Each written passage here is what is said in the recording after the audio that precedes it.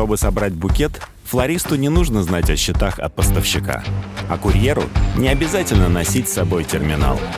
С налаженными процессами у вас есть время подумать, как растить бизнес. И целый вечер вы можете быть отцом, а не предпринимателем. Вы создаете свой бизнес, а Тинькофф Бизнес создает инструменты для решения ваших задач. Тинькофф Бизнес. И дело делается. Тинькофф. Он такой один. Господа, здравствуйте! Добро пожаловать на третью серию по Audi A8D2. И эта третья серия записывается, когда вторая еще не вышла, потому что мы пока просто считаем потери со второй серии.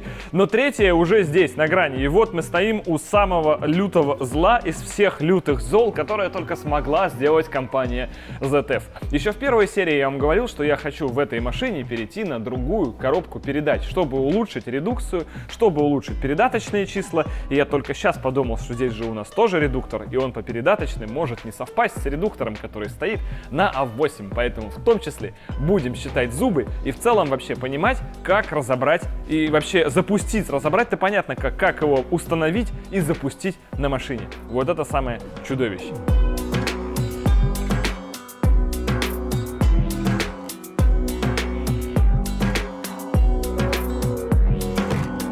Пацаны, есть небольшой нюанс. Коробка разбиралась, болты откручены. Никаких проводов нет здесь, которые должны сюда заходить. И там под гидроплитой должна быть электронная плата, которой также в этой коробке нет. Надо что-то решать.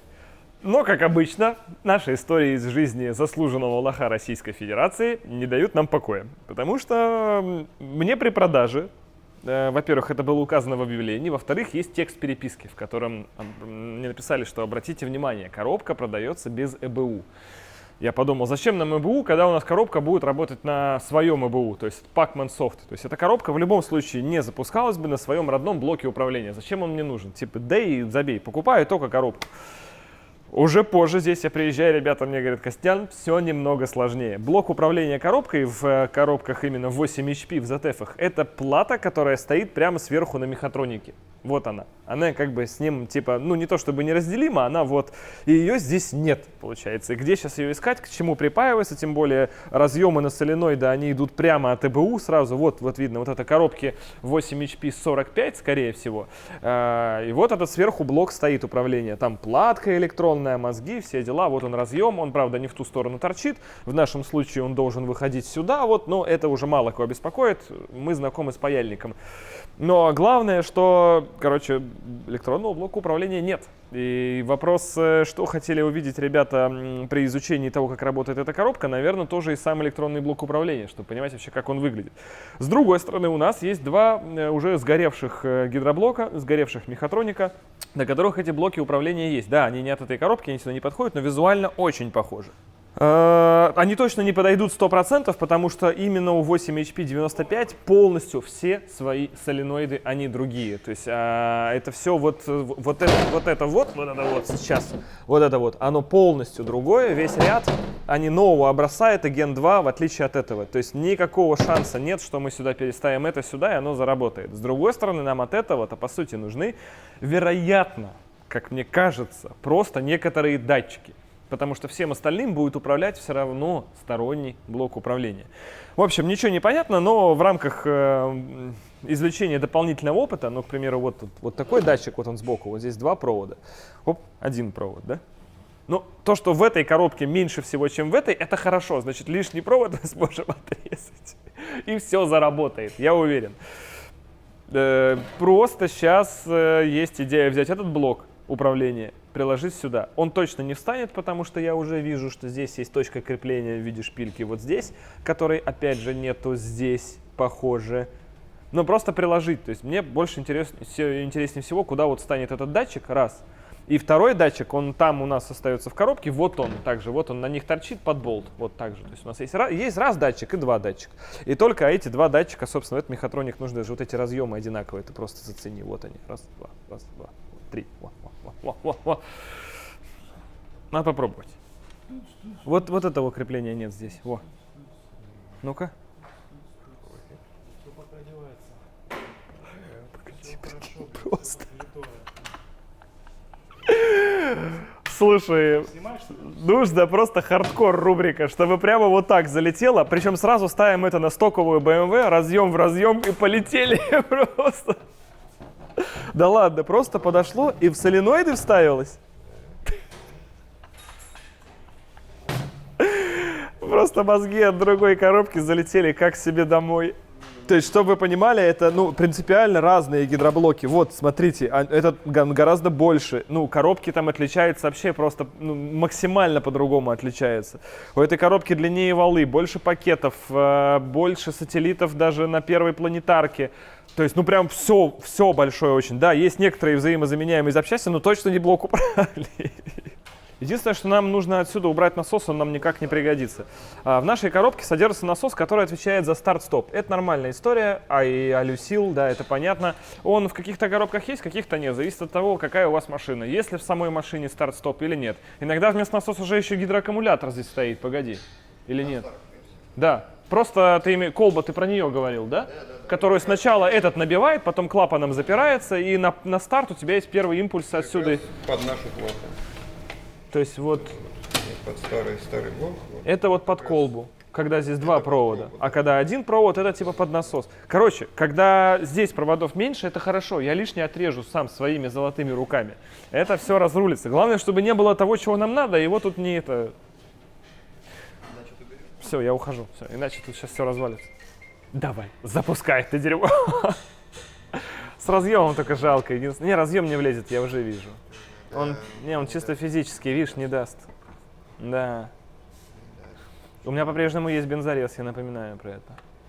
Просто болт, он с помойки, блок управления залетел в новейшую высокотехнологичную коробку. Просто у нас разъем, вот этот, он должен быть здесь, потому что дырка в блоке коробки вот тут сюда выходит. И все. И тогда оно, вот все вот эти болтики, все шпильки, все совпадает полностью, потому что это коробки, они хотя и разных поколений, хотя 45-я это первого поколения 8 HP, 95-я это Gen 2 коробки, но тем не менее. Помимо этого возникла еще другая проблема, это именно с редуктором, потому что, опять же, это Audi, и передний редуктор здесь содержится в корпусе самой коробки, вот он висит прямо на ней, здоровый, классный, мощный. И даже при этом это, наверное, все может не иметь смысла, потому что эта коробка дальше может физически не влезть в кузов А8D2. Ребята ищут, совпадает ли датчик скорости, который находится в блоке управления. Блин, мобила звонит. Сейчас я все, да, все, тебе пора. Вот, короче, датчик скорости, вот этот датчик, вот он считывает обороты там специального такого венца магнитного, который находится внутри корзины, его снаружи не видно. И ребята переживают, что он может на 45-й коробке, от которой этот блок, территориально быть в другом месте относительно 95-й коробки, возле которой мы стоим. Но я им доказываю, что нет, он ровно там же, и все будет работать болт-он.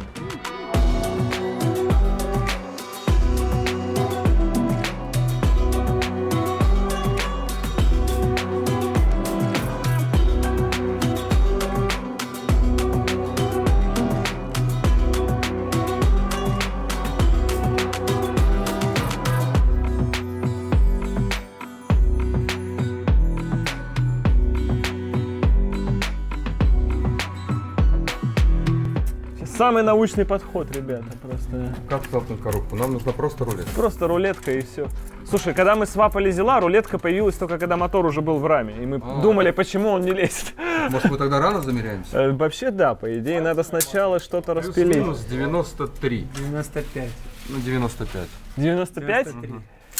Ну-ка давай. Сейчас прямо даже интересно. Да, идем туда. Хоп-хоп-хоп. Подожди, давай. Ой, нет, я уже видел это. В смысле не намного? 108. Сантиметров на... 12. Это вы меряете отсюда, а еще надо проставку спереди будет делать. На нее 5 сантов еще на проставку. 15 сантиметров? Оу, щит.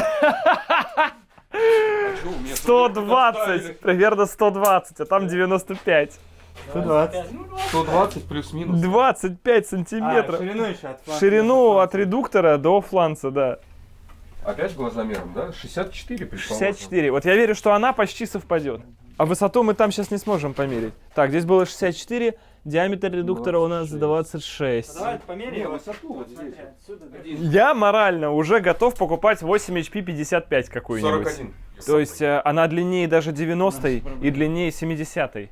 А 55-я будет вообще компактнее. И редуктор. Нам больше всего мешать что-то будет вот здесь, вот в этом месте. Вот туннель, смотри, где заканчивается. Ну, есть шанс. Да песос. Маленький. Маленький, Полный но есть песос. шанс. Давай вот сейчас между фланцами замерим. Полный это добро. песос, пацаны. Вот предположим вот отсюда, да? Ну, да, наверное. 50. 50. Да нет, ну... 50 Да. против 65. Все 5, да. Само собой. Но это подрамник, это ладно. Он здесь может совершить... да, туда лево-право сделать, короче. Это подрамник. Сейчас редуктор замерим. Это не лонжероны. То есть, короче, если редуктор вот шире, то есть это не проблема. Вот реально ему мешает только подрамник. Там поверху, я вам хочу сказать, редуктору вообще ничего не мешает. Место куча. Да, да. Не прям... А здесь и мешает только выхлоп. Это вообще не проблема. Причем даже банка выхлопа здесь мешает. То есть она убирается прям элементарно. Слушай, ну смотрите, Но она- здесь. Вот так вот. ну ниже мы ее опускаем. Ну как-то, что-то шанс есть. Она сама, мне кажется, ниже, пацаны, там коробка. Да. Она потому что там, Да, обратите да, внимание, она самая видите, нижняя поддон точка вниз, а здесь вверх хвост И там пошел. же А там у ступенька коробки еще все плоскочем Да, идет. побежать Но она от плоскостно. этого ниже здесь не станет, мне кажется. Самое узкое место, знаешь, где-то вот здесь. Вот. И здесь мы его практически не сможем побороть, что Да, печально. да, да. То есть даже вот этот туннель здесь вверху, мне кажется, мы снесем. Вот это вообще не проблема. Потому что там, грубо говоря, он в салоне, туннель такой высокий до конца идет. Это ладно. А вот здесь вот нам двигаться будет, ну прям печально некуда. О, давай, кстати, смотри, посвети, давай от стыка с мотором. До редуктора. Вот блок, да, до центра оси, типа, ну 14 сантиметров. 14 сантиметров. И пошли туда. Вот оси. От оси. С оси X. Оси X. С оси X вот сюда 14 сантиметров. Вот. 4, 5 где-то. Вот у нас ось, ребята. Так нет, ты отсюда 14 сразу туда откинь, и мы должны за край редуктора уйти. О, вообще идеально, 9 ты смотри. сантиметров. Итого 9 сантов проставка будет, а не 15, как вы хотели. То есть уже не 120, а 115. В общем, мы в дерьме. Вот это вот место. Здесь-то ладно еще, вот это вот место плохое. Это очень плохое, потому что у всех коробок оно если мы возьмем такое. вот даже вот за тобой 19-е, там колокол сразу вниз на скос идет. Сразу вниз на скос. А здесь он еще долго вдоль идет. Плюс Что нам? еще и проставка, то есть он сколько будет идти сюда. Ну, слушай, пока выглядит так, что стоит попробовать, по Шансы крайней есть. мере. Скрипя, Да, но- стоит попробовать. Потому что если нет, в любом случае нужно будет купить еще 55-ю коробку, она точно меньше, и с ней еще раз попробовать. А там точно все меньше в 55-й коробке. И вот она наверняка залезет. Это будет немножко абсурд, потому что мы брали коробку под тюнинг, но мы с 55-й коробкой все равно получим быструю коробку на той же мощности. То есть провернем мой эксперимент, который я хотел сделать с 2015 года. Вот, так что все в порядке. Ну, короче, беда. Беда, но беда была ей к лицу, как говорится. Мы продолжаем.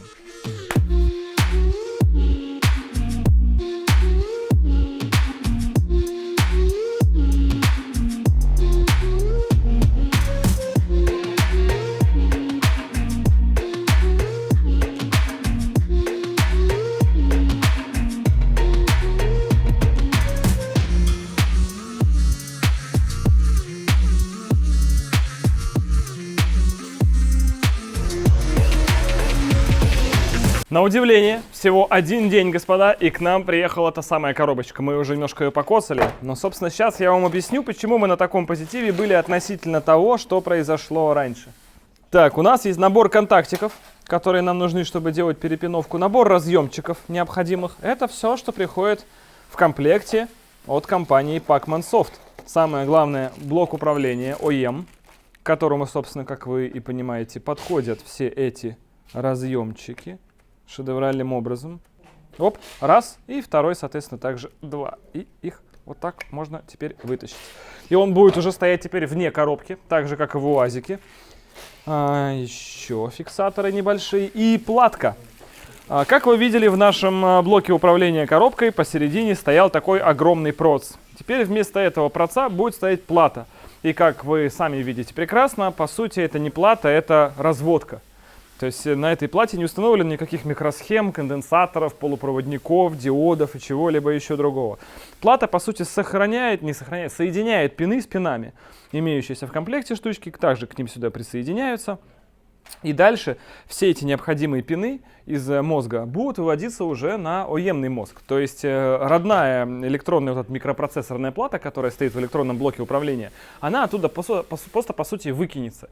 И именно по этой причине нам и подойдет электронный блок управления от коробки 45-й, 55-й, 70-й в 95-ю. Потому что от нее, по сути, нужен набор вот этого огромного текстолита или пластика, сенсоры, которые в нем стоят, это давление, обороты и температура. И, собственно, все. Только ради этих сенсоров все и задумывалось, и для того, чтобы они стояли в нужном месте, с нужными зазорами, с нужным креплением и в нужный канал нужного диаметра с собой сенсор, собственно, и закрывал это отверстие, так сказать. Поэтому у нас вроде такой и оптимизм.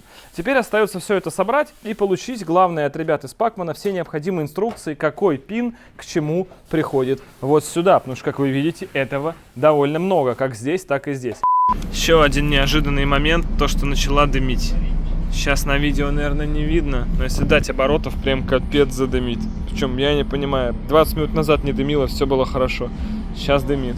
Я ставлю на вентиляцию. По обоим банкам, смотри. Может, мембрана порвалась. Да, температура 110 градусов. Ну, для нее, видимо, это нормально. У кого? У мотора? Да. Странно. По приборке 90.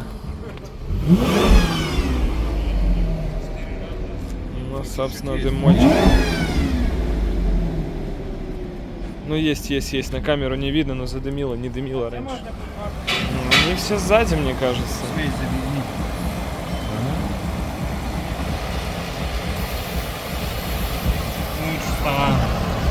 Стало лучше? Да, смотри, ближе к нулям. Опустил. Это, знаешь, это реально масло. Она масло как топливо интерпретирует. Да, так я и говорю, что это масло в смеси. Я ставлю на вот эти вот две штуки, на вентиляцию картерную. Смотри, все масло съело, все четко. Ну, почти. Да. Ну и, соответственно, и перестало дымить. Короче, очень похоже на вентиляцию картерных газов. Что-то она барагозит. Ну и, соответственно, все четко, больше не дымит. Тем не менее, параметры нам говорили о том, что штатная температура работы этого двигателя 110 градусов. То есть вентилятор, который гидравлический, он начинает быстрее крутиться, на вторую скорость выходит, только когда в двигателе 111. И на 110 он опять переходит в медленный режим. То есть 110 это рабочая температура этого двигателя. Приводит это к тому, что у нас на впуске, если на улице, допустим, 26 градусов тепла, у нас на впуске 78. И это не очень хорошо. Эта машина стоит на холостых с открытым капотом, в тенечке, не на открытом солнце, не в пробке, не на драйве, не включенный кондиционер в этот момент. У нас на впуске под 80. Если мы будем касаться рукой коробов воздушных у фильтров, их не терпит рука. Помимо этого, также был еще найден ряд огрехов в виде там трубки гидроусилителя. В общем, еще стояли у машины, долго разбирались. Значит, смотрите, вот там, если вот серая, в общем, плохо снимает камера, там в темноту туда. Серая — это шланг гидроусилителя, а лежит он ровно на выпускном коллекторе. Поэтому эта штука все время такой температуры, ай, рука не терпит, она просто горяченная. Это очень похоже, что... Да, это трубка гидроусилителя, точно, вот она. Соответственно, поэтому насос воет по гидрачу и прочее, у него масло в вахтунге, оно закипает. Поэтому и радик гидроусилителя тоже рука не терпит. Я все думал, почему так греется радик гидрача? Просто на месте. Да. Эту трубку надо перепроложить отсюда срочно. Двигатель задымил у нас, скорее всего, потому что нарушена система работы вакуума, вакуумных трубок, которых здесь в огромном количестве еще производителем заложено. Эти вакуумные трубки отвечают за множество функций, в том числе даже за работу вакуумной заслонки в конце выхлопа, но также они работают и за вентиляцию картерных газов. И мое именно мнение о том, что это и система вентиляции картерных газов работает некорректно, поэтому у нас дым из трубы и идет. Поэтому у нас и лямбды в том числе выдают интересные коррекции. То есть, когда у нас идет дым из трубы, лямбды показывают дико богатую смесь. Потому что масло поступает в цилиндр, и, естественно, лямбды воспринимают его тоже как топливо и понимают, что смесь очень богатая. Поэтому и начинают поджимать форсунки в эти моменты. Ну, вы понимаете, что там наступает, в общем. Там неконтролируемая подача топлива происходит в двигатель. То есть смесь может быть или богатой, или бедной в любое мгновение. Что для уже заранее двигателя, который на впуске ест 80 градусов воздух и сам при этом на 110, может быть крайне критично. То есть перегрев в камере сгорания может наступить просто моментально. Из-за этого что наступает? Задиры. Это яркий пример того случая, когда двигатель, вот вроде с ним все в порядке, а вот вроде где-то маленькая вакуумная трубочка нарушена, и двигатель там через пару-тройку тысяч километров сам себя подерет. просто вот целиком. И все, его можно будет выкидывать. И мы обнаружили это именно сейчас, это очень важно. Поэтому этот двигатель мы просто берем, скидываем. И хотя у нас по всем цепям коррекции все нормальные, все по сути в нулях или в единичках при допуске в 6 или 7 градусов, но тем не менее мы двигатель скидываем, просто обслуживаем, переосмысливаем вакуумную систему для того, чтобы он дальше жил долго и счастливо. Также у нас в первой серии, а мы уже находимся в третьей, есть, оказывается, управляемый выхлоп. Мы это знали с первой, но почему-то все время забывали рассказать. Вот она, собственно, мембрана, и хотя эта машина очень тихая, непонятно, зачем здесь управляемый выхлоп, однако он есть. С этим тоже разберемся, посмотрим, как он работает, и, соответственно, трубка вакуумная, которая идет к нему, она вот у нас заглушена, отсоединена. И поскольку она заглушена здесь, есть мнение, что проблема с вакуумом не в самой вакуумной магистрали, а именно в этой мембране. В мембране, вернее, этого управляющего клапана, который открывает и закрывает. Чтобы это проверить, надо отсосать, в общем, клапану. И тогда мы поймем, что происходит. Ну, собственно, он травит, это видно.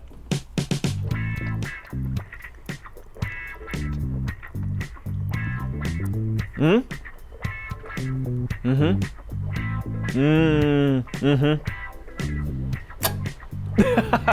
Дело в том, что, как вы поняли, я создал вакуум, как мог, этого хватало, заслонка закрылась, дальше я там кое-чем затыкаю отверстие, и, соответственно, заслонка при этом продолжает открываться обратно здесь. Это значит, что как раз сама мембрана дырявая в этом клапане или что-то еще, надо его снять, разобрать, может быть, заменить на другой. Я уверен, что он практически стандартный, или просто посмотреть, что с этим. Таким образом, мы просто рискуем на шару восстановить систему управления именно выхлопом, громким, тихим. Это уже будет хорошо. Но это не самая большая проблема, которая нас беспокоит, потому что здесь у нас, даже сейчас в связи с тем, что катализаторы вырезали, система продувки тех же катализаторов, к примеру, остались. И надо их просто так же убрать, чтобы их больше не было. В общем, все это наладить, и есть мнение, что мы на всем вот этом, плюс электронным образом опустив температуру открывания электронного термостата, можем чуть остудить двигатель, и тогда поехать быстрее с тока. Возможно ли это? Сейчас узнаем.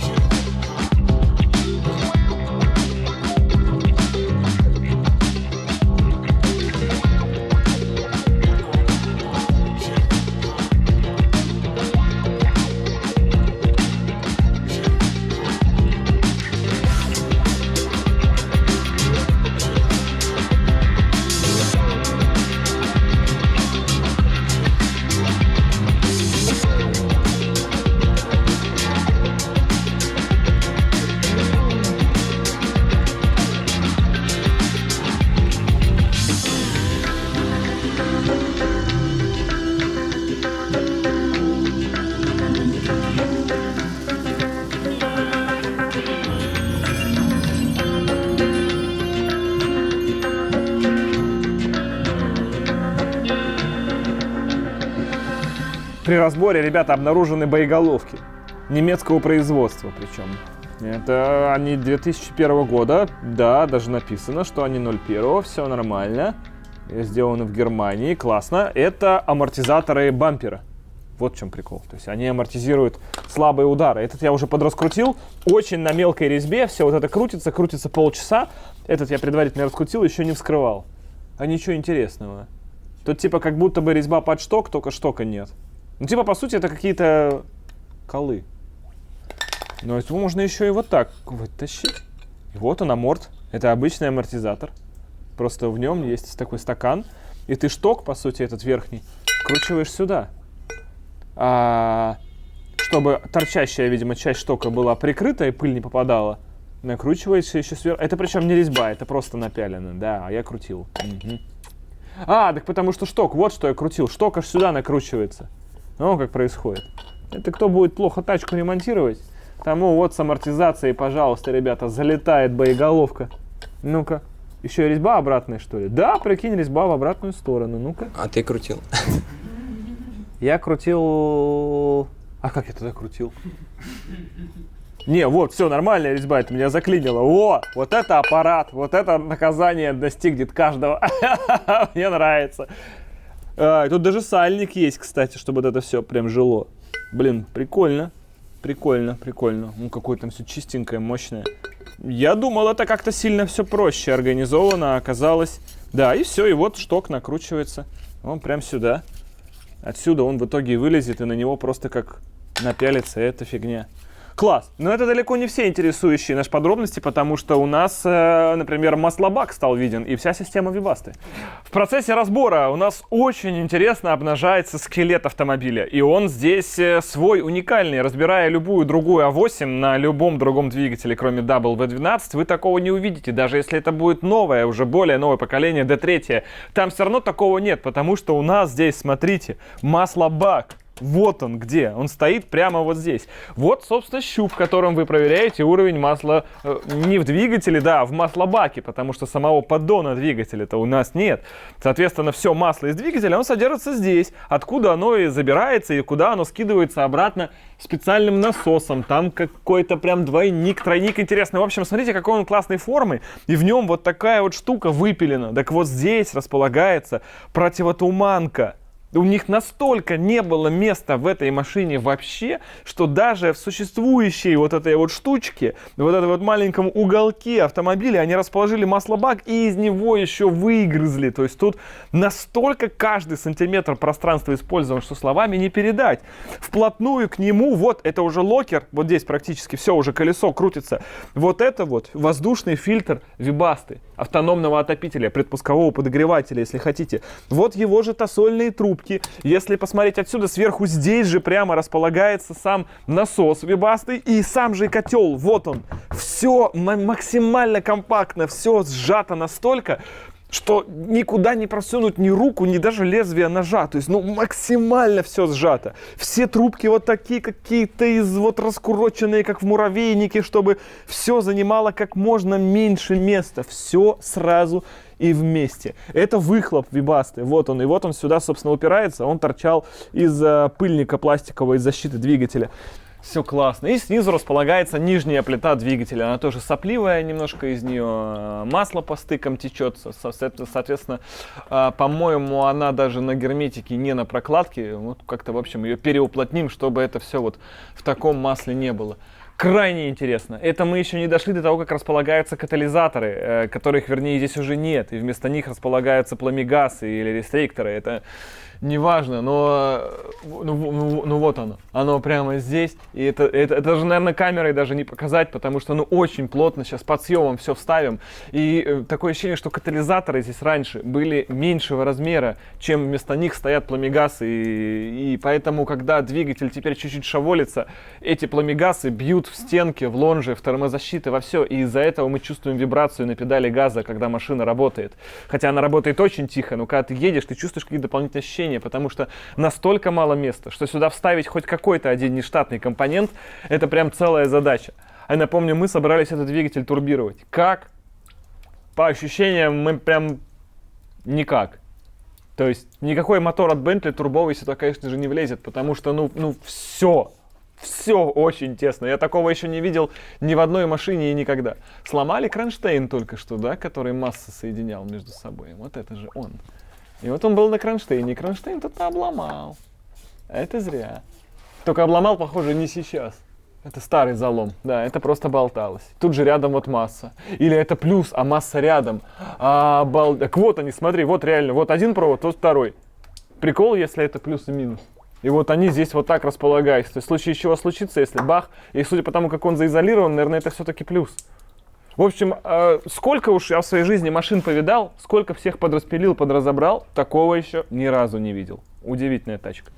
Ну, во-первых, в корпусе у нас продувка, встроенные вентиляторы продувки катализаторов, которых у нас уже нет, поэтому это вообще не нужно. Соответственно, корпус такой большой нам, наверное, тоже, может, не нужен. Ну, в общем, это та система, которая нужна полностью ее вырезать, она ни к чему. Более того, очень интересно то, что стоит там в качестве фильтрующего элемента еще. Сейчас я вам покажу.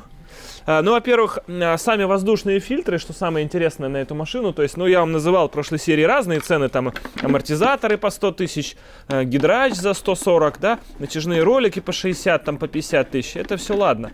Есть воздушный фильтр. Ребята, он стоит 320 рублей всего лишь.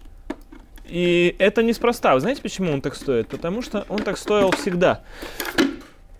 И мы его достаем, и на нем есть дата выпуска. 7 февраля 2005 года. И этот фильтр свой. То есть на Audi с V8 двигателем или с любым другим будет другой фильтр. То есть эти фильтры подходят только на W12. И они 2005 года. Сейчас в 2023 мы их купили. Ну сколько раз мы их еще купим? Сколько еще фильтров на складах 2005 года можно будет найти? Выпускает ли кто-то их новыми? И однажды они кончатся. И как бы приехали. Ну вот я к тому, что, понимаете, этот фильтр был выпущен через 3 года после того, как машина перестала выпускаться. И неспроста же он 5-го года на складе лежит. Почему он лежит? Потому что он и за 320 рублей, то есть он дешевый. А он просто больше никому не нужен. Потому что, ну, нет таких машин больше. Никто их особо не покупал в таких количествах. И таким образом, через какое-то количество лет, через 5, даже воздушный фильтр просто не найдешь, не поменяешь. Просто воздушный фильтр. Я молчу про все остальное.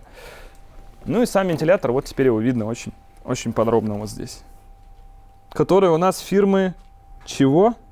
Пьербург, да, все логично. Но он отсюда просто целиком вылетит. Ну и из простого у нас есть трубка вентиляции масляного бака. И она просто была не защелкнута, и вот ровно вот примерно вот в таком состоянии вот она была. То есть ты ее подходишь так, оп, делаешь и размыкаешь пальчиком. А очень вполне возможно, что в вентиляции именно этого масляного бака в том числе принимала участие и вакуумная система. Таким образом, у нас тут уже был подсос вакуума. И, следовательно, где-то необходимая заслонка в нужный момент могла и не открываться. И туда перло масло на впуск. Ну вот просто, к примеру. Блин, ну реально, любой ударчик какой-нибудь в угол в эту машину, и это все сминается, это тотал. Просто восстановлению не подлежит. Из-за такой плотной компоновки. Жуть.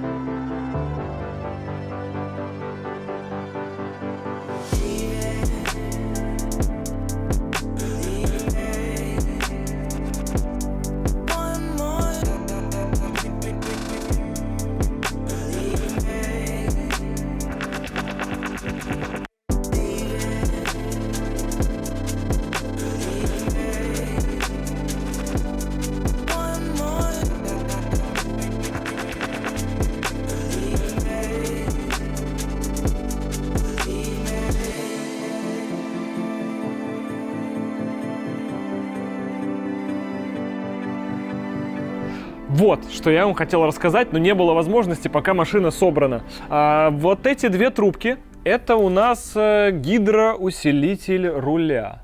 Он же через тройничок питается контур вентилятора радиатора. Это раз.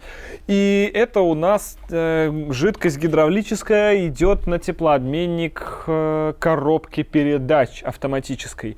А вот это, вот они лежат на нем. Вот это выпускной коллектор. Вот они на нем лежат. Смотрите, если мы их приподнимем, вот они запеклись. Прямо вот это вот даже плавило защиту. Раз, два, 3. Вот она просто прогорает уже. Смотрите, она расстреливает. Видите, от температуры что происходит? Они прямо на глазах рассыпаются.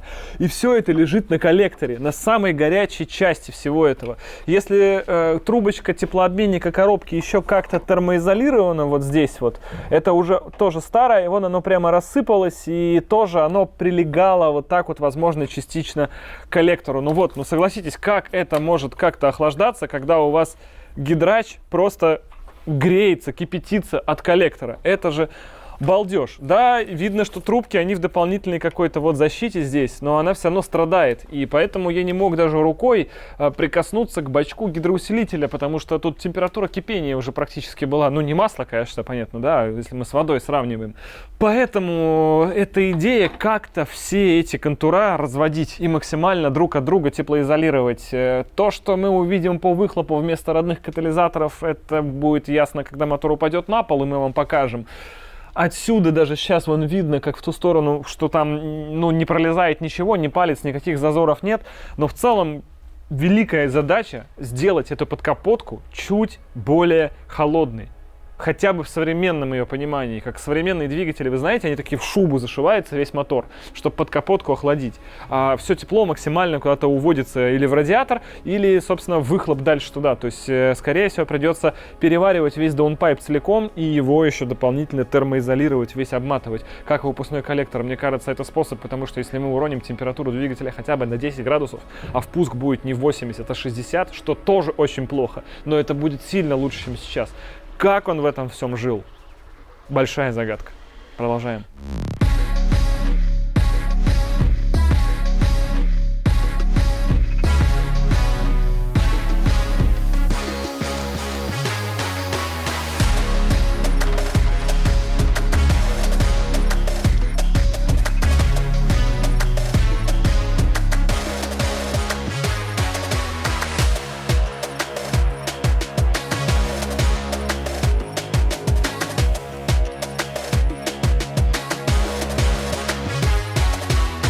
Господа, нам открывается здесь просто дивный мир инженерии Volkswagen. То есть коллектора очень маленькие, очень короткие, но это ладно, они сразу переходят в даунпайпы. Вот здесь интересный момент, то есть когда не хватало места, видите, труба идет, и она свое сечение уменьшает за счет того, что просто часть трубы вот так скошена. Потому что здесь уже был, ну, видимо, лонжерон, собственно, она в него упиралась. Поэтому трубу просто вот так скосили, и где-то там на компуктере, и такую же, собственно, отлили, приварили. После этого у нас, видимо, здесь были катализаторы, это логично, и вместо них вставлены пламегаз. Этот пламегаз замят, потому что он бился в лонжерон. Скорее всего, он бился уже после установки двигателя.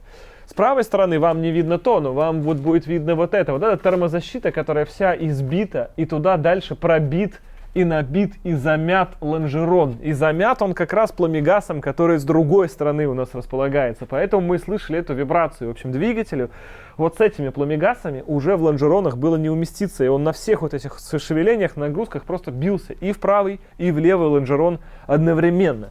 Это просто обалденно. Далее, здесь явно не хватает какой-то термозащиты всего, потому что, ну, как справа я и говорил, плавило косы, слева у нас пыльник привода.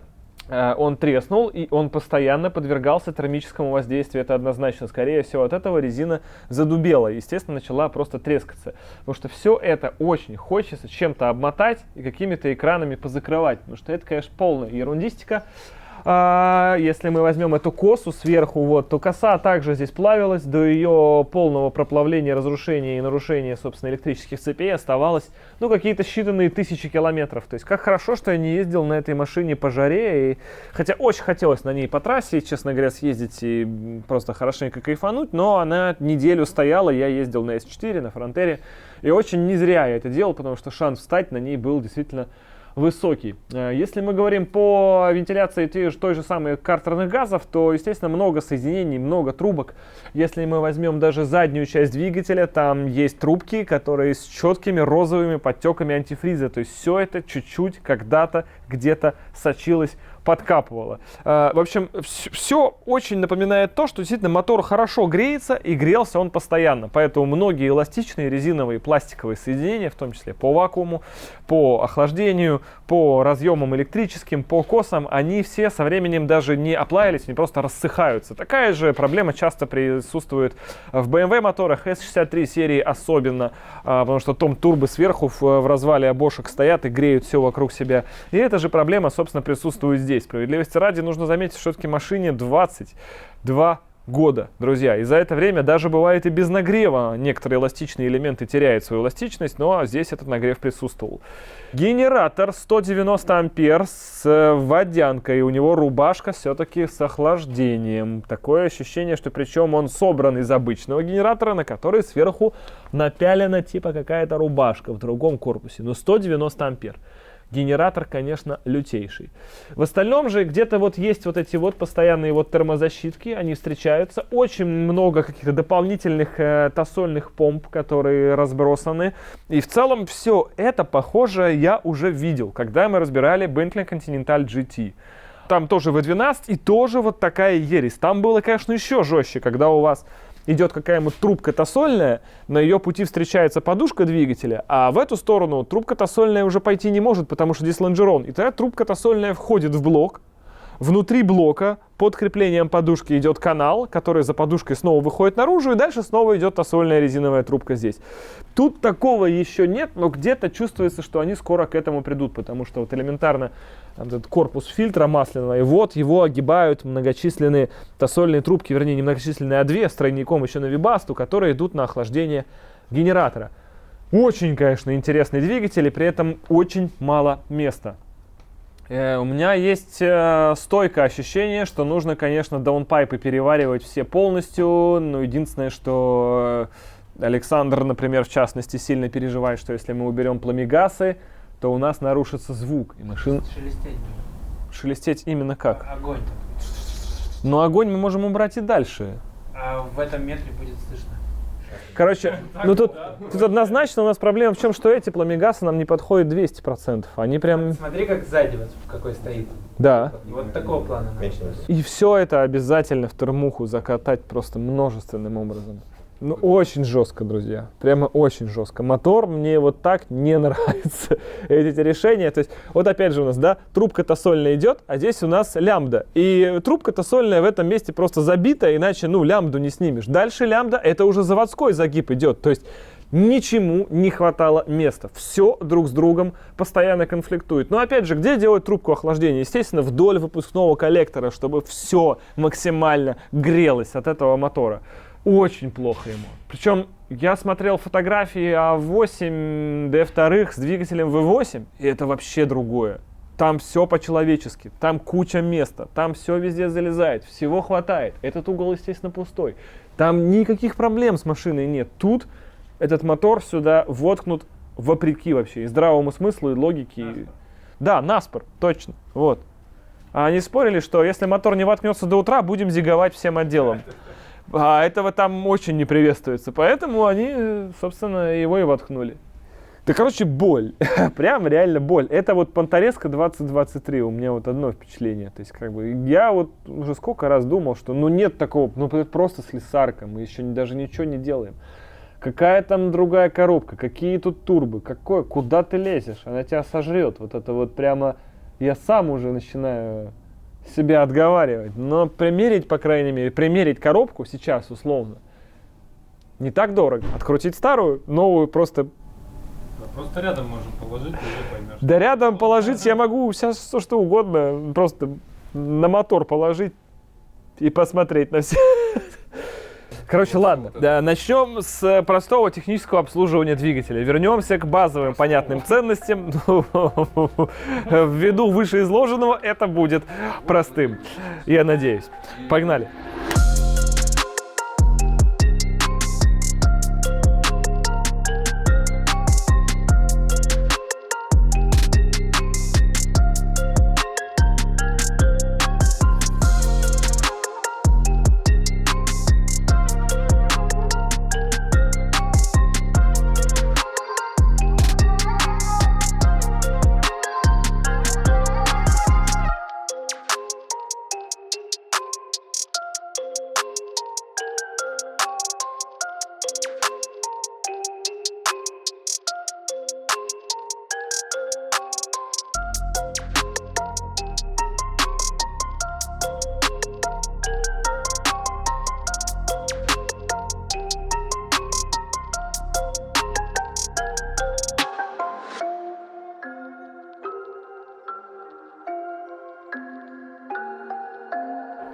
начинаются, как вы поняли, взрослые игры. Когда появились цепи и мужчины с инструментом. Там игры привели к потере позвонков только что. Вы серьезно, ребят? Да, она вообще, если хоть в магазин ходить. Шагать. Вот. Давай вот соосниться будем соблюдать этих планов. По осям. Да. Сейчас. Так, подожди, ты не соблюдаешь уже. А, фланцы надо. По фланцам По соосность фланцам, давай. да. Причем, блин, если фланцы не соединять, Саня, если фланцы не соединять, вообще красиво было. Ну серьезно. Короче, смотри, самое главное, она вообще не сильно больше. В этом-то и парадокс. отличия минимальные, я вот так Она сказал. больше вот до этого места. Смотри, она тут круглая. А да, Давай да, поговорим о Тут сноске. торчит ромашка, там тоже торчит ромашка. Тут есть фланцы да. вот, И на там передние они колеса и на заднюю ось. И, соответственно, вот здесь идет кардан. И здесь на идет перед- и кардан. здесь идет кардан. Совпадает, уже неплохо. Вот. Это коробка Здесь написано автоматического «сделано в переключения. Германии», и здесь «сделано в Германии». Это всё. Да, совпадает. 62, Да. а там 50. 62. Ну, Кирилл, давай. всё замерено 62. уже. Нет, нет, нет. Так и здесь, ребята, нет. 50. Здесь 55. Какие 55, 50? Ты по фланцу смотри, а не по болту. Не, ну если так, то конечно. Вот. Да, она шире. И очень вот этот редуктор, конечно, он подозрительный. Он чуть больше, чем здесь. Он что-то опухший какой-то слегка. Надо лазер изобитель зла. Но в нашем случае это даже, конечно, сильно хорошо, потому что здесь переходная плита вообще любая возможно. Просто любая. Плита это мягко сказано. Да. Ведро. Переходное ведро, переходная труба. Трансаксель. Переходной, да, трансаксель. Это маленький трансаксель будет просто. Да, да, да. Но вы еще не забывайте, что у нас оси приводов сейчас стоят на этой коробке выше, чем здесь. То есть эта коробка встанет ниже, Но вниз еще есть. что крайне полезно. И ниже она станет типа Сантана 4, что в нашей непростой сложившейся ситуации может быть очень хорошо. В общем, пока как и с турбой, дело дрянь. Вообще проект, конечно, чумовой. Еще приподнять? Обнять, приподнять? Ну, смотри. есть место. Давай вверх еще. Всё, Саня, давай тоже вверх. Да, мне кажется, вот это предел. Слушай, ну так уже и даже поддону не сильно всё, грустно. ну, здесь И поддон у нас Смотри, вообще... Смотри, сколько места еще. Поддон не ниже подрамника будет, я тебе сразу могу А сказать. давай эндоскопом туда посветим. Слушай, это какая-то фантастика. Можно еще повыше. Надо понять, Да, где да. мы ошибаемся. Мне что-то Не как-то надо. это не очевидно. Вот Не надо здесь. понимать, нет? Полуось пойдет прям на двор Прям же там. идеально. Никитос, ты вообще в это веришь, что происходит? Так, слушай, пошли. Она просто взяла и залетела. Ось-то выходит там, где надо. Вообще. И самое главное, я-то боялся что вот привод, что он точно в этот... У нас единственная проблема, что выхлопа нет больше теперь У здесь. меня нормально слева Ну будет. ты посмотри здесь? на маркообразные. А, У них не никогда будет. не было. Идет же как-то. А здесь как? Ну, И тут точка подожди. крепления подрамника. То есть тут ничего никуда больше не Выхлоп пройдет. будет только слева, все нормально. Не, учитывая, где стоит коробка, начинается. У нас Так. что, мотор здесь начинается? 15 что ли? сантиметров. Да. Да, он здесь и начинается. Он же перед осью стоит, все Ну, верно. Ну да. Да. Он как бы, и, как ты понимаешь, и там также да. стоит-то.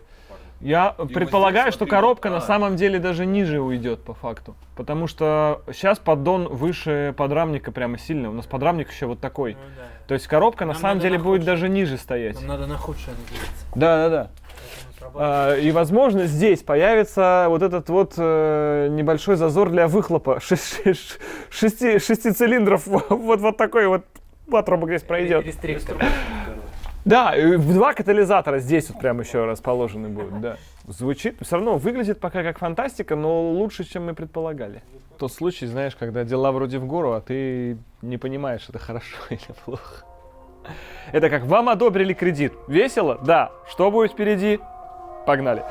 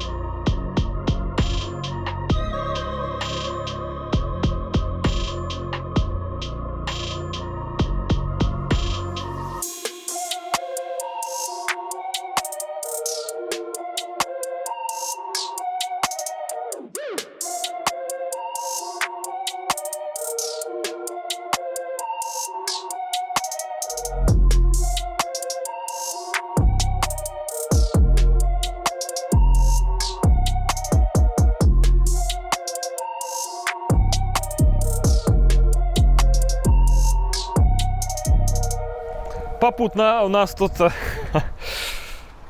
Мне кажется, пора начинать останавливаться где-то уже в сторону Audi, но мы пока не можем остановиться. Попутно помыли под капотку. Посмотрите, какая красота.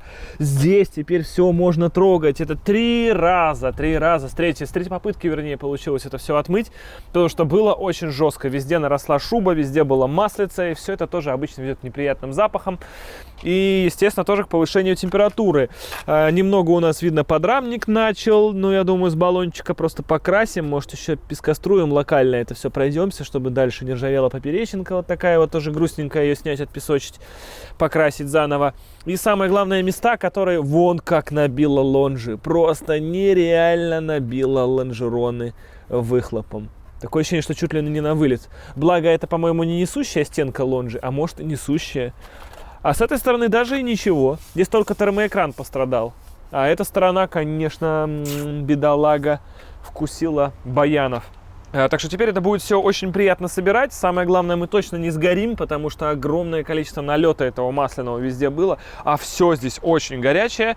И параллельно с этим же непосредственно Александр там переосмысливает систему вентиляции клапанных газов, из-за которой у нас все опять же и подрало в этом двигателе. Потому что масло попадало на впуск, и вот это... В общем, сейчас там тоже расскажу. Это интересно, но тут вроде как все. А тут сервотроник восстанавливает в рейке, потому что сервотроник работает, плюс на него приходит, питание приходит, сам клапан сервотроника рабочий, а руль жестким на скорости не становится в S4. Причем так было с самого начала проекта, вот стали разбираться, то есть проблема, похоже, какая-то в механике, и, видимо, мы снова сдернем рейку раз пятый. Ну, в общем, а в остальном все гуд. Даже по ней мы, получается, больше ничего и не ждем, только это осталось. И на ковку переходим, но это вот вы у меня в телеге видели. Так что скоро увидим.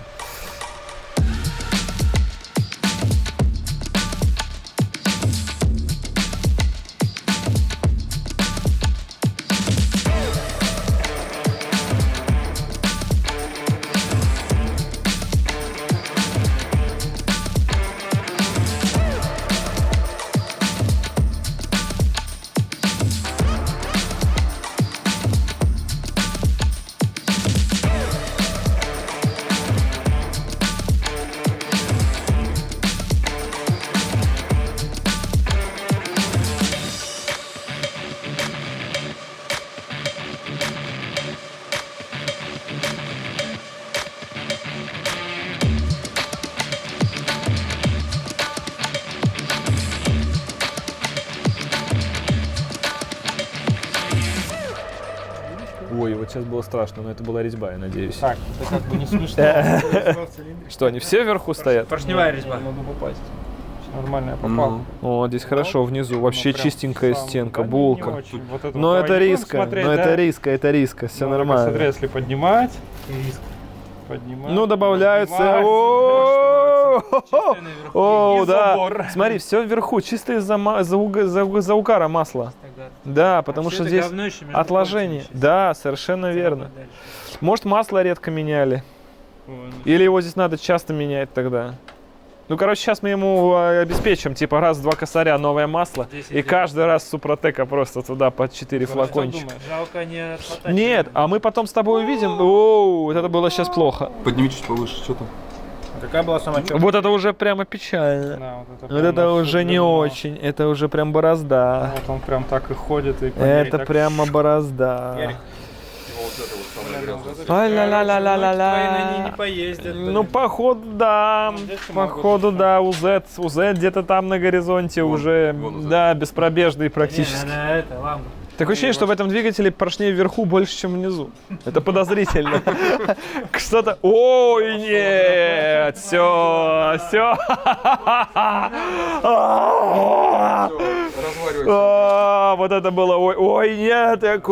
Что ты делаешь? которое, сука, Да, царапает. да, вот именно оно и царапает, совершенно верно. А задиры тебя не смущает? Это было хорошо. Короче, двигатель надо чистить как-то. Ну, во-первых, сейчас вентиляцию картерных газов излечим, на впуск перестанет кидать масло. И потом надо будет раз в 1000 реально менять масло, и так 5 раз подряд. Когда не зря 3 года разрабатывал линейку масел своих. Вот просто четко сейчас все туда будет заходить прям. Не, ну понять, какой краник. Да, На какой 10 краник или на крутить, 12. да. В общем, все четко.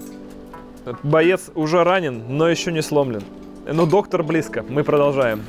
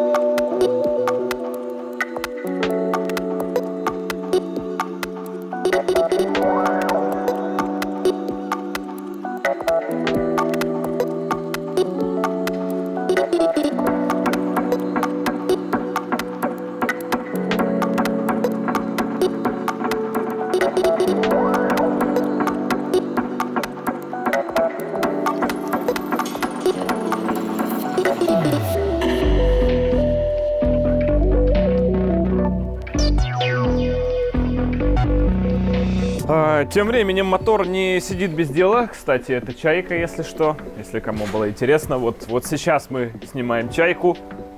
Сейчас мы снимаем А8. Как удобно, да, все делать. Чайка снимается, так что вы не переживайте. Там все сразу сезоном и выйдет. Но я чувствую, зима-весна. Значит, по А8. Из интересного, что хотелось сделать... Ну, поскольку хотелось сделать ревизию мотора, и заодно были сопли везде в так называемом поддоне, который на самом деле не поддон, а низ мотора, если вкратце, выглядит вот так. То есть обычно, как мы хотим посмотреть, живой ли мотор. Мы снимаем поддон, откинуть немножечко бугелей, и дальше вкладыши. Смотришь, шатунный, коренной, посмотрел туда-сюда, как они выглядят вообще, как себя чувствуют, колено сразу, если там задиры в колене нет. То есть моментально все понятно по состоянию. Исходя из этого, ты моментально понимаешь, есть ли давление масла. В общем, очень много чего полезного можно выяснить, чтобы понять, вернее, когда снимаешь вкладыши. Такая фигня, пацаны. То есть, как вытащить оттуда, колено? Это часть блока. Ну, то есть, понятно, как вытащить. Надо раскидать пол мотора еще вдобавок, потому что, опять же, это... Ну, поддона, во-первых, нет, да, есть некая крышка нижняя. Здесь, во-первых, есть вот такая история. Вот. Это, да, я понимаю, есть еще верхняя, есть еще нижняя. Да, вот это средняя, я про это и хочу сказать.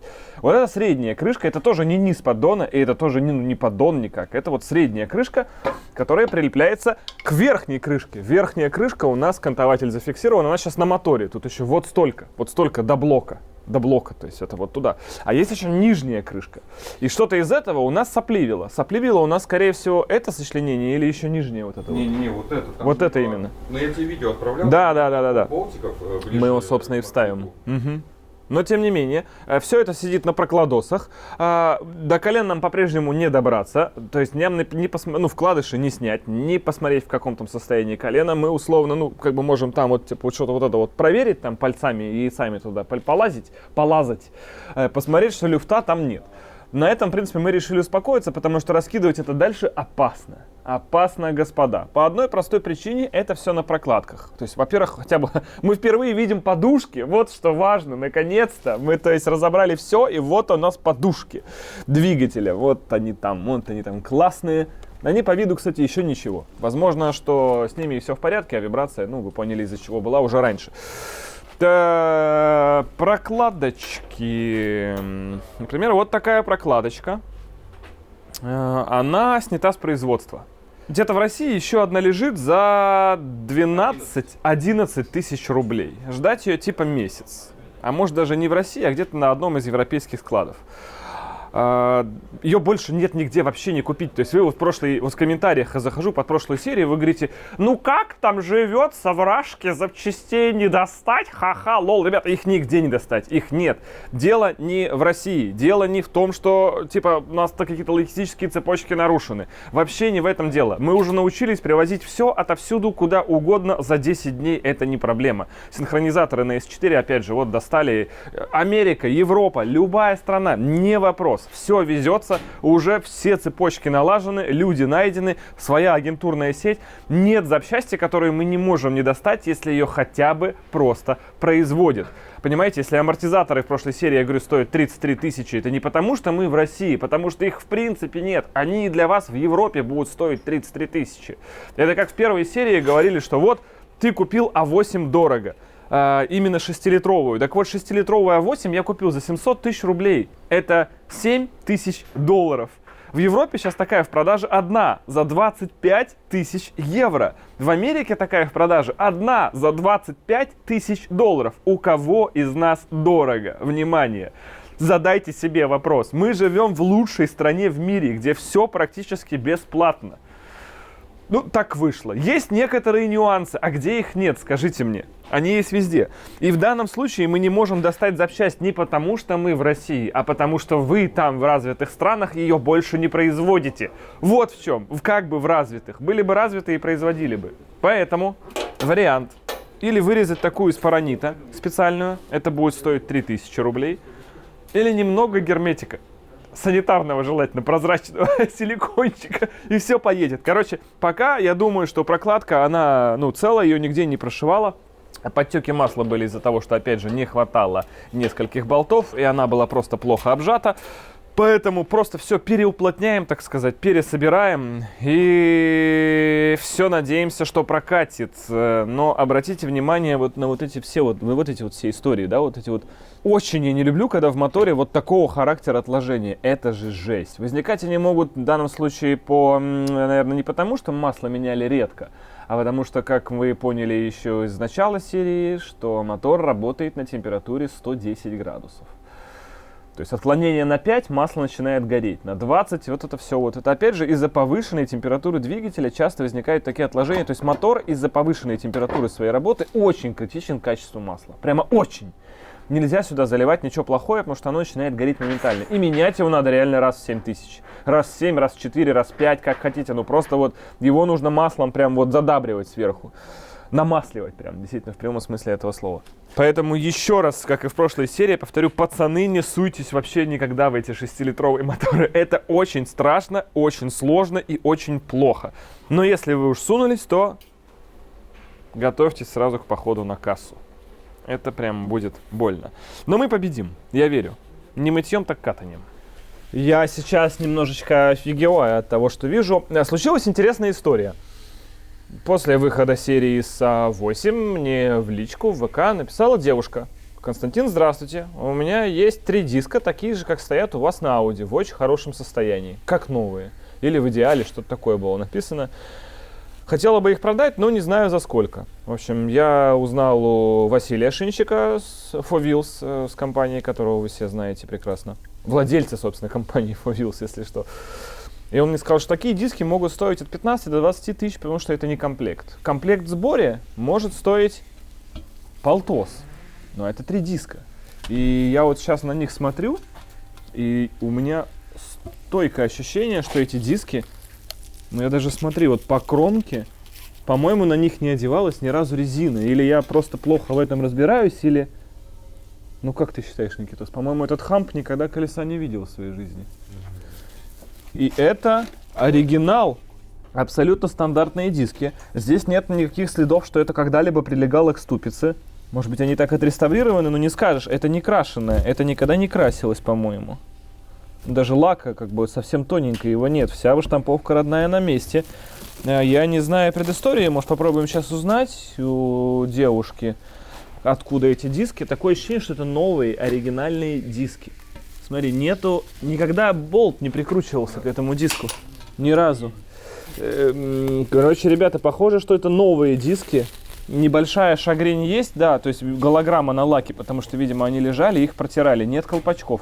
В общем, 3 эти диска в итоге я у девушки купил за 20 тысяч рублей. И это не комплект. И вы спросите, а зачем мне 3 некомплектных диска? Потому что они очень редкие, и что с ними делать? Сейчас кое-что покажу. Здесь-то с нас с вами и ожидает небольшое откровение.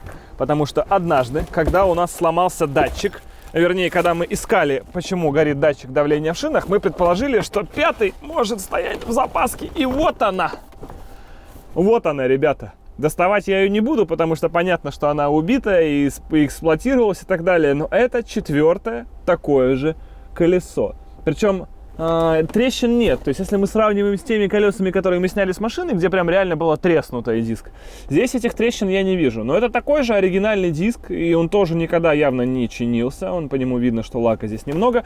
И он уедет как раз в реставрацию. И таким образом мы соберем из 5 колес и 3 колес 2 по 4. Вопрос, зачем мы это делаем, денег каких-то в этом нет. Потому что понятно, что ремонт этого диска, плюс такой комплект мы выставим на продажу за 50. Этот диск мы починим тысяч за 15, плюс 20 я потратил, итого 35, за полтос продам, 15. В целом неплохие деньги, но как бы у меня другой бизнес, серьезно, да, я не этим занимаюсь.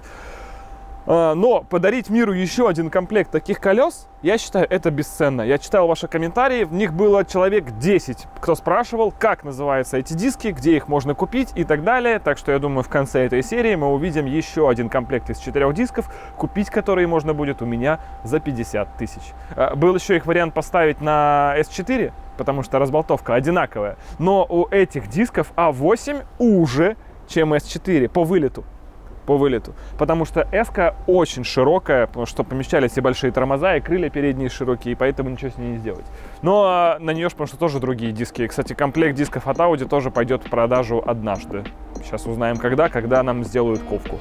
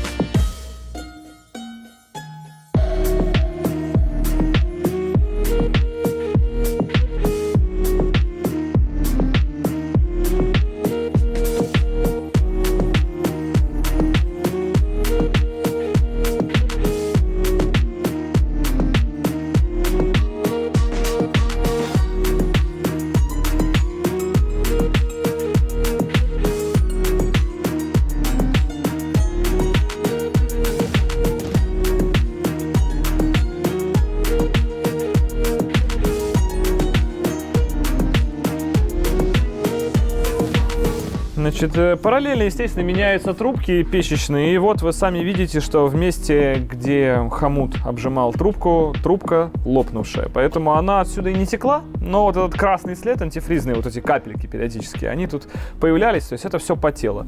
Вот оно таким образом остается. Хомуты, естественно, были вот это вот. Я вижу даже по следу от хомутов, что это обычные нормовские хомуты были, внештатные. То же самое, если эту трубку мы спустим сверху, то где-то здесь сейчас. Вот, собственно, она также и растрескавшаяся здесь абсолютно. Это, конечно, крайне интересно, да, как в целом неплохой и достойный по состоянию автомобиль вот просто требует обслуживания. Поэтому, когда я вам на видосе рассказываю, что если у вас машина с большим и сложным двигателем, положили раз в год сверху на него 100 тысяч и отошли, и посмотрели, как они там просто растворятся. Это все не шутки, потому что несколько лет подряд, вот, собственно, когда вы эти 100 тысяч не кладете, потом это приводит вот к этому. Везде, по чуть-чуть, потихонечку, полигонечку, ослабевает, расстраивается, не работает, недооткрывается, недозакрывается. И получается полная ерунда, что мотор сам себя начинает разрушать. У нас есть вот эти две вакуумные лягухи здесь. Они здесь свои, и только эти подходят на W12. Хотя большинство владельцев А8 сейчас скажут, что у меня такая же стоит сзади, только одна. Логично. Возможно, владельцы VR6 или битурбовых, собственно, V6 обычных скажут, что также все это знают. И почему бы нет? И вы действительно, вот она, та лягуха, которая стоит у вас от А8. Вот она. И вот она, да, казалось бы. Это наш случай. Вот она, идеальная, да. Но фишка в этом пеструне. Вот какой он здесь. И вот как он на бок выходит здесь. Вот, Причем они можно обе разные. снять. Да, смотри, они зеркальные, в натуре они разные. То есть здесь хобот налево, а здесь хобот направо, потому что сверху-то крышки стоят у обоих в одну сторону примерно, а хоботы в разные стороны смотрят. А это прямая. И эту прямую туда не вставить, потому что шланг, иначе ну никак, это будет очень здесь плохо, потому что видите, как мало места. И вот эта штука стоит 8, по-моему, да, или даже по десятке. Оригинальных нету. Оригинальных нет, ну да, я имею в виду... Вот V12 нету. То есть вообще недоступно. Есть просто номер, но... Но недоступно. И мы с этим уже сталкивались не раз, да. А вот это стоит косарь. Соответственно, поскольку внутрянка внутри, как вы понимаете, она абсолютно идентичная, и они разборные, вот они половинятся на щелках, поэтому берется это за косарь, располовинивается, сама мембрана запихивается сюда, все потроха с пружинковыми мембранами, и собирается обратно, и мы, получается, отремонтировали только что 2 оригинальные лягухи, которые вы просто сейчас больше не найдете. Такие дела. Опять же, деньги не помогут. А по итогу сканирования, которое длилось аж 10 часов, у нас есть теперь 3D-модель всей вот этой части днища, и в том числе подкапотки. У нас есть 3D-модель новой коробки большой, и у нас есть 3D-модель старой, вот предыдущий актуальный 5HP24. Таким образом, мы теперь можем в виртуальном пространстве, подрамник еще отсканирован, кстати, да, в виртуальном пространстве сразу присуппонить необходимые агрегаты друг к другу. То есть теперь не нужно вот то, что мы делали все начало видео, вот этого полвидоса, прикладывать, поднимать на подъемники, вот смотреть, хотя это все абсолютно теперь не имеет смысла, потому что вдобавок к этому нам нужно же не просто приладить коробку к двигателю, а сделать для этого переходную плиту, которая, вернее, будет переходной трубой, потому что у нее будет, скорее всего, 10 сантов толщина, то есть от чепухи из алюминия будет вот такая прям, дупло вот такое вытачиваться огромное. Следовательно, сделать это в 3D будет гораздо легче, и сразу все сойдется по точкам. Поэтому сейчас Сергей, хорошо известный вам еще со времен постройки Зила, Серега Варштайнер, будет все это там 3D проектировать, вытачивать и нам предоставлять. Это займет определенное время. Впрочем, ждем мы не только Сергея, тут как бы не только в нем еще у нас по срокам и загвоздка. Это объемная работа, Сергей не виноват, действительно, эта работа делается долго. Так что здесь мы ждем его вполне заслуженно. Второй же вещи, которые мы ждем вполне заслуженно, это вот, например, сейчас у нас вот здесь вот вы видите просто квадратная труба, прямоугольного сечения, вернее, труба с вилочкой такой внизу, которая изображает из себя переднюю стойку в сборе. То есть это пружина с амортизатором. И это здесь установлено для того, потому что сама исходная передняя стойка в сборе, она уехала в качестве образца ребятам, кто занимается пневмой.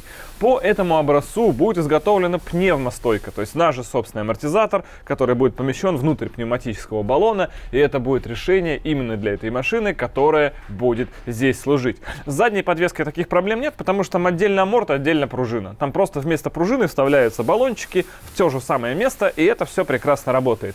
Изначально мы хотели поставить сюда пневмобаллон от Audi Allroad, но он все-таки не подошел. У Allroad, хотя и на первый взгляд подвеска тоже такая же, но на самом деле нет, конечно же, она отличается по геометрии, поэтому приходится делать это все заказное, это занимает время. Впрочем, на тот момент, когда мы с вами здесь сейчас разговариваем, это уже 2 недели, как процесс идет.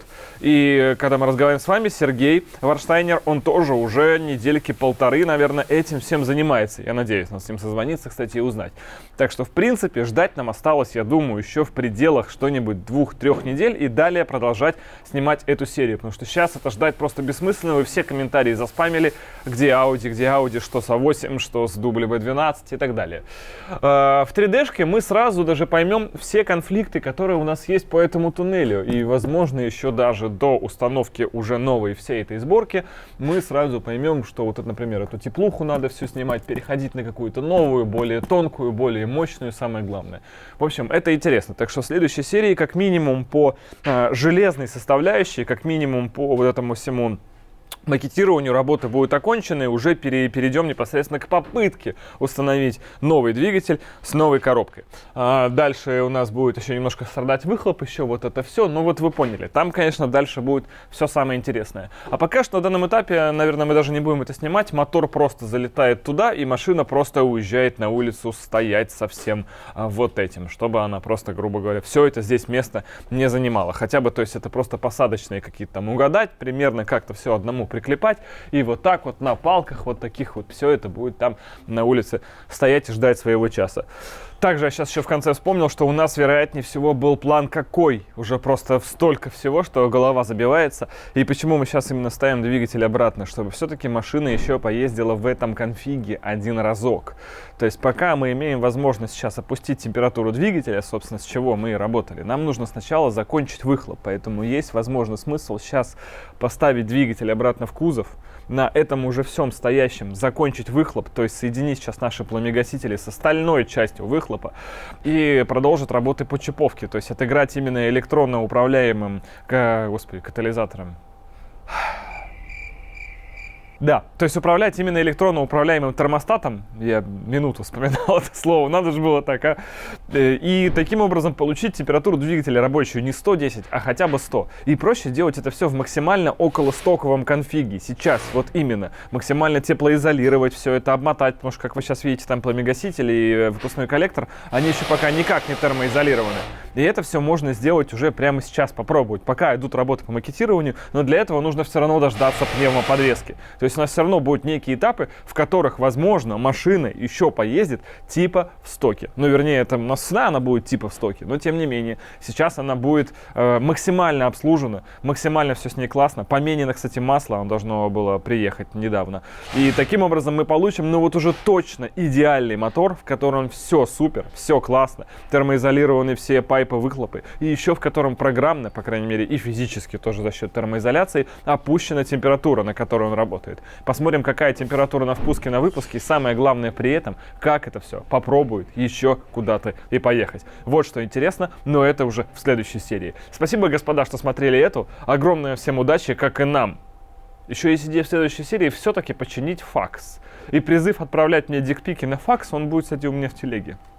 И это будет раньше, чем, естественно, выйдет серия. Так что, друзья, готовьте свои факсы, готовьте дикпики, мы будем скоро их принимать. Спасибо вам огромное, удачи вам огромной и пока-пока.